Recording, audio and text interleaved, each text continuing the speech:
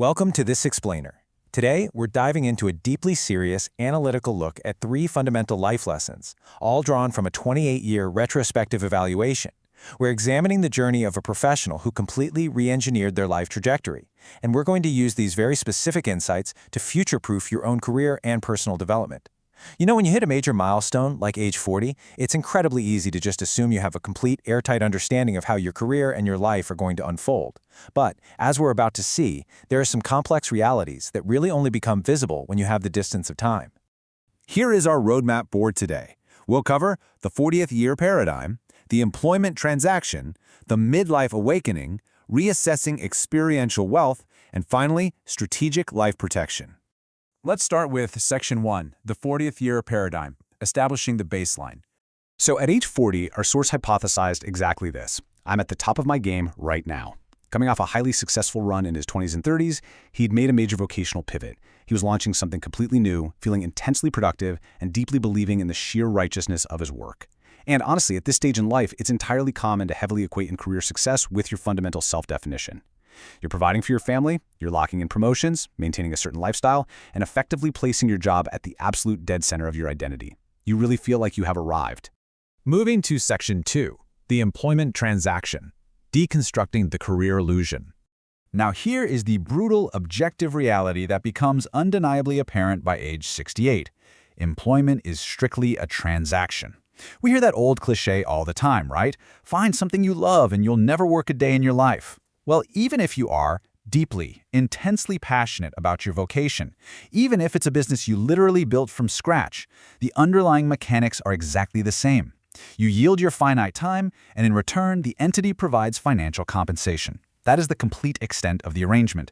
The sobering truth here is that no matter how much love, energy, and late-night dedication you pour into your job, the job itself is completely incapable of loving you back. This really highlights a massive asymmetry. On one side, we have this incredible emotional investment that professionals routinely make, literally pouring their life's energy into their work. But on the other side, we have the cold, empirical corporate reality. The very day you retire, or, heaven forbid, your health fails and you are forced to step away, the corporate machine is going to continue seamlessly without you. It won't miss a beat. Recognizing this discrepancy early on is absolutely vital. Otherwise, you risk waking up one day and realizing far too late that a disproportionate amount of your life's energy was surrendered to an entity that has zero capacity for reciprocal loyalty. So to avoid wasting decades of energy on a fundamentally one-sided relationship, the strategic imperative is incredibly clear. You should absolutely enjoy your profession. Execute your duties with excellence, stack up those financial accomplishments, and take immense pride in your work. However, you must vigorously enforce a structural balance between your personal and professional domains. Recognizing the purely transactional nature of employment is exactly what allows you to properly contextualize its role in your broader life. Make no mistake, your future self fundamentally depends on you setting this boundary today. Section 3, the midlife awakening, analyzing the psychological transition.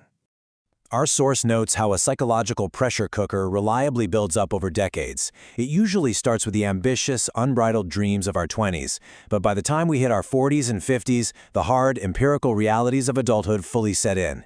You're suddenly managing a hefty mortgage, you've likely bumped up against a professional glass ceiling, and your household is navigating these chaotic, conflicting schedules where spouses pass each other like ships in the night. Throw in the incredibly complex dynamics of raising teenagers, and the environment becomes incredibly dense. It's no wonder people begin feeling profoundly trapped, bored, and heavily saddled with debt. There is a brilliant quote here from the source's wife that perfectly captures the immediate operational danger of this pressure cooker. If you want to survive a midlife crisis, there better not be a crisis in our house. When experiencing these overwhelming symptoms of dissatisfaction, it's so common for professionals to execute disastrous, impulsive reactions. We see people abruptly quitting their jobs with zero contingency plans, engaging in destructive affairs, or trying to medicate their stress through massive debt-inducing purchases. But these volatile actions absolutely do not solve the underlying dissatisfaction. They just create profound buyer's remorse and dismantle the foundational stability of your entire life. The real breakthrough comes from a deliberate cognitive reframe. The source realized there was absolutely nothing inherently wrong with these heavy feelings of being trapped or unfulfilled. They didn't signify a crisis at all, but rather a highly functional awakening. It's simply a normal, necessary psychological transition point.